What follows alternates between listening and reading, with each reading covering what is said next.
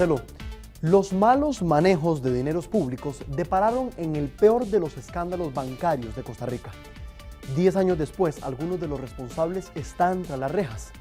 Mientras las autoridades continúan sus investigaciones y acusaciones, la corrupción parece no detenerse, como no se detiene el dolor de quienes trabajaban para el banco que pensaba como usted. Había una vez un banco muy antiguo, el más antiguo de todos.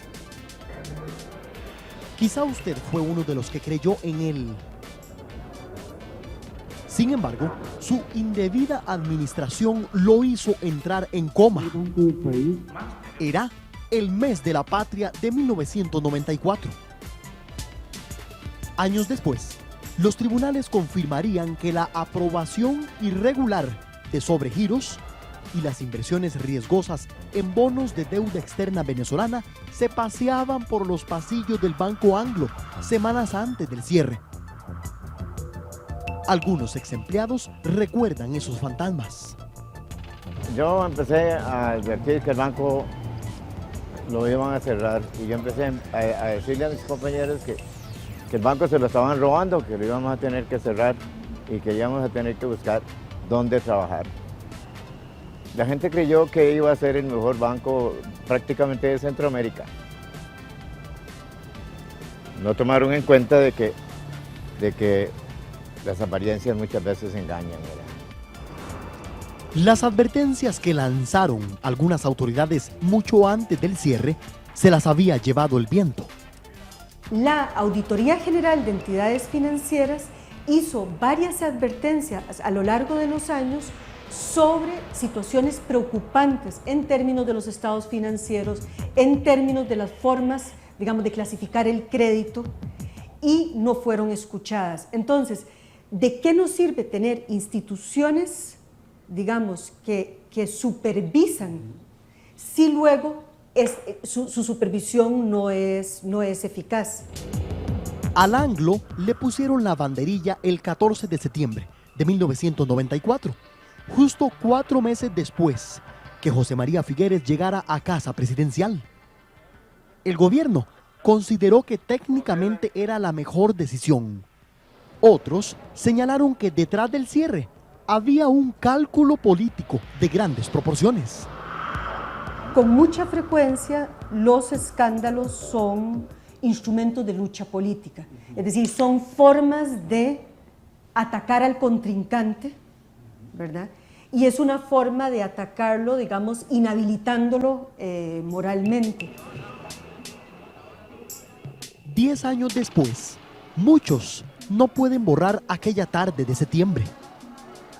A las 3 de la tarde llegó todo un ejército, diría yo, de guardias de seguridad, como que fuéramos los culpables de la quiebra del Banco Anglo. Yo llegué al banco y lo que más me disgustó a mí, lo que más me llenó de coraje, fue que un policía me pusiera la bayoneta a mí así, en el puro pecho. Eso fue lo que más me llenó de coraje. ¿No lo dejó entrar? No, o sea, me puso la bayoneta. Las pesquisas comenzaron y las cifras revelaron la gravedad de las cosas. Las pérdidas después del cierre superaban los 32.000 millones de colones. Los responsables comenzaron a aparecer. Hoy, el exgerente del Banco Anglo, Carlos Hernán Robles, descuenta una condena de 24 años de prisión. Y 5 exdirectivos más tienen penas de 12 años. Ellos son Carlos Osborne Escalante, Arturo Fallas Zúñiga, Ronald Fernández Pinto, Carlos González Lizano y Manfred Amrein Pinto. A la mayoría se les encontró culpables del delito de peculado. El Código Penal establece que un funcionario público comete ese delito cuando sustrae o distrae dineros o bienes públicos dejados bajo su custodia en razón del cargo. Pero la cadena de detenciones pronto se vio frustrada. La fuga de los hermanos inversionistas chilenos, Mariano y José Luis López, dejó a nuestra policía con las manos vacías. También sobre ellos recaen acusaciones similares, todas aún pendientes. Al tiempo que los tribunales intentaban poner los puntos sobre las IES, las autoridades financieras movían cielo y tierra para devolver los ahorros de sus clientes y recuperar los dineros dados en calidad de préstamos, casi 23.000 millones de colones. Se estima que un 80% de ese monto ya está en cobro judicial. Pero mientras esos dineros retornaban, la economía nacional comenzaba a pagar los platos rotos del descalabro financiero. Un mayor déficit fiscal y menos dinero para invertir en desarrollo. Cierre del Banco Anglo, si bien es cierto, tuvo un impacto importante en la economía, sobre todo que se reflejó en el déficit fiscal, dado que era un banco público, un banco estatal, y en ese sentido el Estado tuvo que asumir el costo del cierre. El efecto en términos del resto de la sociedad y la confianza en el sistema financiero no fue tan grande, justamente porque era un banco estatal, porque había un Estado que respaldó al banco y que los ahorrantes, las personas que tenían cuentas en el banco no perdieron sus ingresos. Pero si de víctimas se trata, casi 2.000 familias costarricenses quedaron a la deriva. La de Jorge Ortiz era una de esas. Por fortuna, ese septiembre gris es cosa del pasado. Lo que me dieron lo agarré y pagué lo que debía. Me quedaron como 200.000 pesos en ese momento, que el aporte no era mucho porque recién estaba casado yo, no tenía 6 meses de casado. Mi esposa también trabajaba para el Consejo de Producción y lo liquidaron también a la mayor parte de los empleados, entonces nos quedamos sin ninguna entrada y tal vez en ese momento ya no teníamos deudas, pero sí no sabíamos qué hacer. Casi 2.000 trabajadores del Anglo quedaban con deudas y lo peor, sin empleo, todo en un abrir y cerrar de ojos.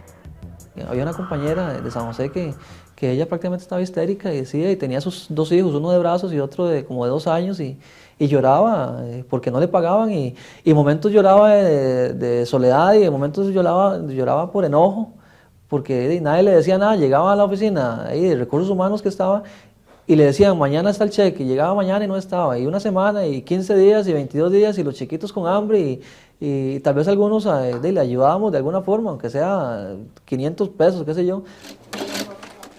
El sueño de tener casa propia por poco y se vuelve pesadilla para Ana Morera. Ella tenía 12 años de trabajar en el departamento de contabilidad del Banco Anglo.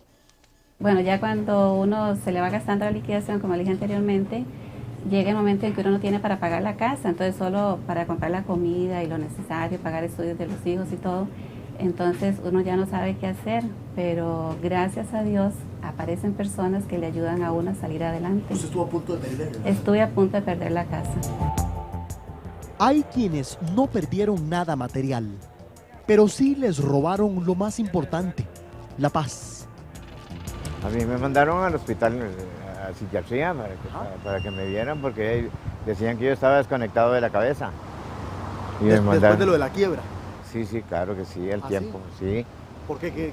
¿Qué veían ellos? ¿Qué pasaba? Es que como yo me compré esa guitarra, entonces yo pasaba por el banco y algo cantaba siempre, algo decía, ¿verdad? A otros, la presión de las deudas y el verse en la casa de un día para otro les sumió en una depresión que por poco y les roba la vida.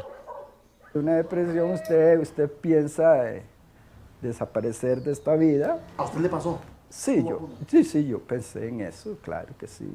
Pero cuando usted ve a su esposa, a su hija, y los hermanos que lo motivan, uno, y la fe que tiene uno, como un poquito ahí, la candelita que se le va a uno pagando, eso es lo que le ayuda. Al tiempo que Gerardo no apagó su candelita, algunos analistas arrojaron luz para entender el cierre del Anglo. Más allá de un descalabro financiero, había una Lo del Anglo podría comprenderse como el fin de una etapa y el inicio de otra. Fueron modificándose toda la legislación bancaria de tal manera que los bancos estatales fueron perdiendo esa dimensión de banca de desarrollo. Y me parece que el cierre del Banco Anglo es el que, si queremos encontrar un momento histórico de quiebre de esa banca de desarrollo que venía del 49, es ese momento, el momento del cierre del Banco Anglo. A partir de allí, la banca estatal de hoy día es una banca comercial igual que cualquier otra que ha perdido en gran medida su dimensión de banca de desarrollo. Por eso vemos algunos que creemos que es necesario refundar la banca de desarrollo en Costa Rica. La muerte del Anglo también abría la polémica sobre la integración de las juntas directivas de entidades autónomas y bancarias. Para algunos, escenarios de pulsos politiqueros. No necesariamente esos nombramientos son ni en virtud de la capacidad ni porque representen intereses diversos. Dado que el fin de las instituciones públicas es el interés público, sería importante que sus directivas estuvieran nombradas por distintos sectores que representen una amplia gama de intereses sociales. Pero la del Anglo parece una novela repetida.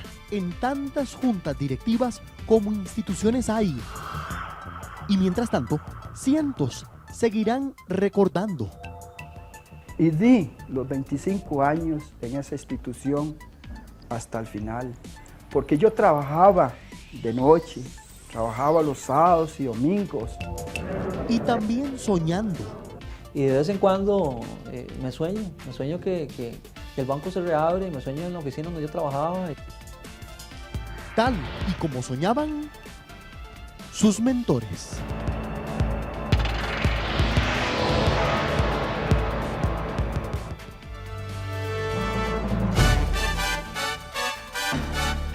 A 183 años de la independencia de Costa Rica, hacemos un recorrido por los hechos